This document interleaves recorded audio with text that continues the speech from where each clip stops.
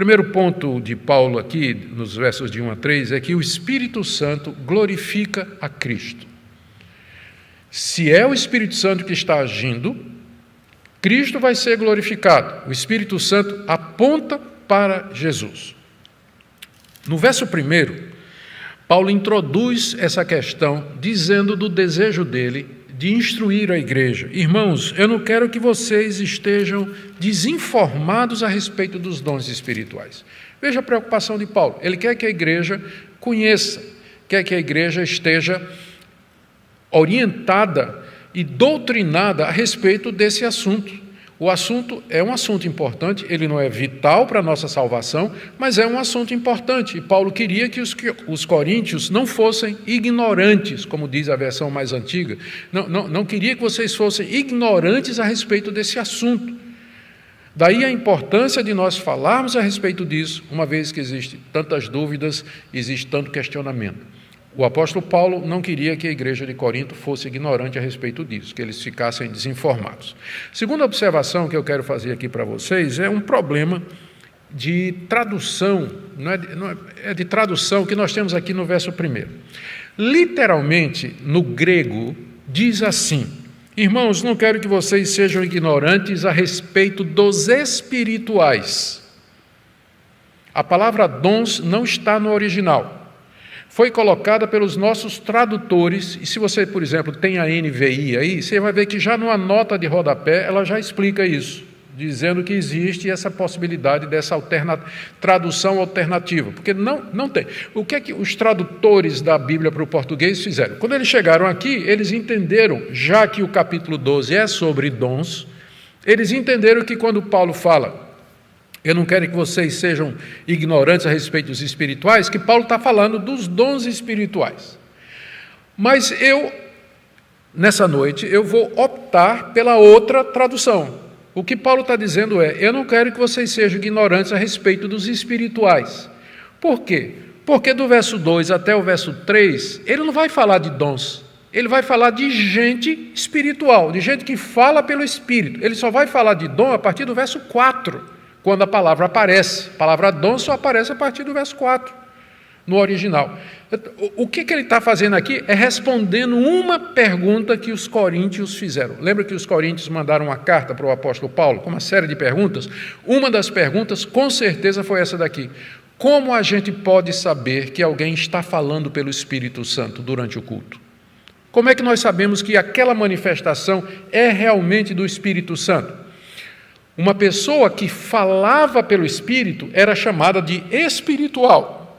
Essa era a nomenclatura que Paulo usa e que provavelmente era a própria nomenclatura da igreja de Corinto. Se você correr aqui comigo para o capítulo 14, só rapidinho para vocês verem por que eu estou dizendo isso, o apóstolo Paulo faz a distinção, ele identifica esse grupo. Olha, no verso 37, do capítulo 14, se alguém se considera profeta ou espiritual, reconheça que é mandamento do Senhor que eu estou escrevendo.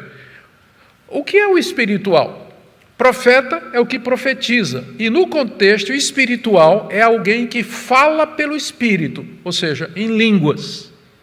Em línguas. O espiritual era o nome que é usado na carta aos Coríntios para aquele grupo que dizia que o Espírito Santo falava através deles, trazendo palavras, orientações para a vida da igreja, enfim. Nós vamos ver mais sobre o dom de línguas mais para frente.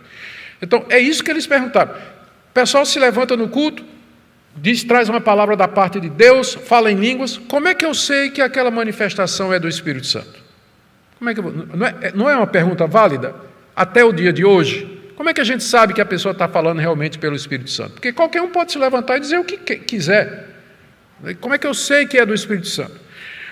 O apóstolo Paulo, então, por isso que eu digo, está falando de espirituais.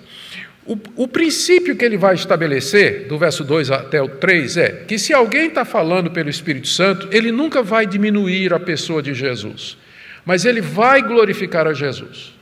Ele vai reconhecer quem é Jesus Cristo. E ele aplica esse ponto a partir de uma analogia. É como se ele dissesse: quando vocês não eram crentes, quando vocês eram pagãos, quando vocês eram idólatras, vocês eram guiados aos ídolos. Ou seja, ele não está dizendo isso aqui, mas está óbvio. O diabo, Satanás, os demônios induziam, ou induzem até o dia de hoje, os incrédulos a adorar ídolos. Nós já vimos no capítulo 10, se você voltar comigo aqui, que o apóstolo Paulo já tinha feito essa conexão entre a ação satânica e a idolatria. Ele diz aqui, verso 21, verso 20 do capítulo 10, as coisas que eles sacrificam são sacrificadas a demônios e não a Deus. Os demônios estão por detrás da idolatria. Paulo apela para a vida dos coríntios antes da conversão. Vocês eram guiados pelos demônios e os demônios levavam vocês a quem? Aos ídolos. Se você é crente, você agora tem o Espírito Santo. E da mesma forma que o espírito maligno lhe levava aos ídolos, o Espírito Santo leva você a Cristo. É por isso que Lutero diz que o homem é uma besta ou montada pelo diabo ou montada pelo Espírito Santo. Ou você é guiado pelos espíritos maus, e aí você vai para a idolatria, ou você é guiado pelo Espírito Santo e vai para Cristo. Não é que ele diz aqui, verso 2, vocês sabem que quando eram gentios, descrentes, se deixavam conduzir aos ídolos mudos conforme vocês eram guiados. Essa é a realidade do descrente, ele é guiado, ele é levado pelos demônios aos ídolos mudos, a deuses falsos, a prática da idolatria. Mas, verso 3, por isso, uma vez, à luz desse princípio, eu quero que vocês entendam que ninguém que fala pelo Espírito de Deus afirma anátema a Jesus. Essa é uma passagem difícil de interpretar. Anátema quer dizer maldito. Alguns estudiosos acham que profetas na igreja de Corinto tinham ficado, já estavam meio que descontrolados. Estavam levantando e dizendo coisas. Talvez alguém, porque o próprio Paulo disse na carta aos Gálatas que Cristo se fez maldição no nosso lugar. Mas aí talvez alguns profetas mais desavisados, que não eram preparados, então eles se levantavam e diziam que Jesus é anátema, Jesus é maldito. E Paulo considera isso um insulto e não é uma coisa do Espírito Santo. Então, já de cara, a gente percebe que não deve acreditar em tudo que os profetas dizem. Porque, com certeza, há profetas que não estão falando da parte de Deus, a julgar pela grande quantidade de profecias que são faladas e que nunca se cumprem. Nunca se cumprem, nunca. E o profeta continua com o mesmo jeito. Se você questiona, ele vai dizer, é porque você não teve fé. E aí a profecia não se cumpriu, né? A profecia não se cumpriu.